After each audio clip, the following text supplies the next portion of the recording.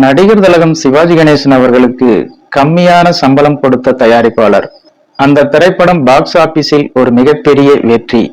மீதி பணத்தை சிவாஜி கணேசன் அவர்கள் வாங்கினாரா இல்லையா என்ற ஒரு சுவாரஸ்யமான தகவலை பத்தி தான் இந்த பதிவுல நாம பார்க்க போறோம். வாங்க பதிவிற்குள் போகலாம்.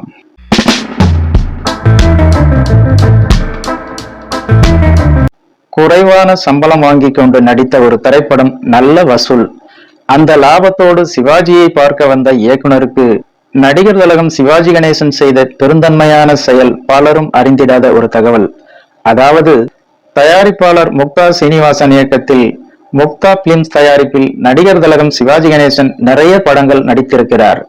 அதே சமயம் நிறைய படங்கள் வெற்றி படங்களாக மாறியிருக்கின்றன. இந்த நிலையில் முக்தா சீனிவாசன் உதவி இயக்குனர் மகேந்திரன் மூலம் ஒரு கதையை சிவாஜியிடம் கூறினார். இந்த கதை சிவாஜிக்கு மிகவும் பிடித்திருந்தது. அதன் பின்னர் சம்பளம் பற்றி பேசுகையில் குறைவான பட்ஜெட்டில் இந்த திரைப்படத்தை எடுப்பதால் அதிக சம்பளம் தர முடியாது என முக்தா சீனிவாசன் கூறியிருக்கிறார்.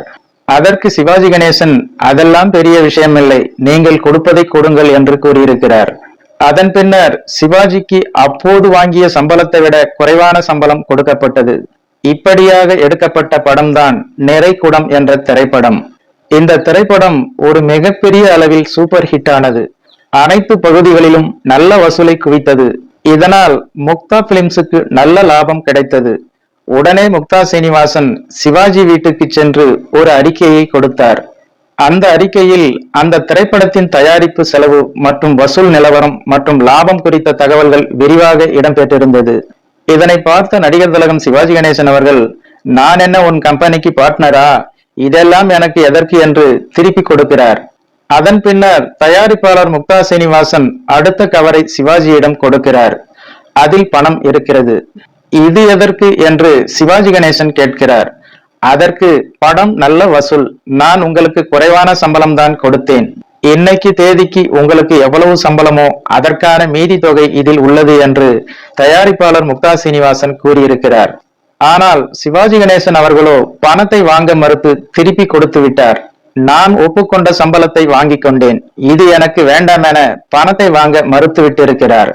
ஆனால் தயாரிப்பாளர் முக்தா சீனிவாசன் நீண்ட நேரம் வற்புறுத்தவே அந்த பணத்தை வாங்கி கொண்ட சிவாஜி, இந்த பணம் நிறைகுடம் படத்திற்கான சம்பளம் இல்லை, நீயும் நானும் சேர்ந்து செய்ய போகும் அடுத்த படத்திற்கான அட்வான்ஸ் என்று கூறியிருக்கிறார் சிவாஜி கணேசன்.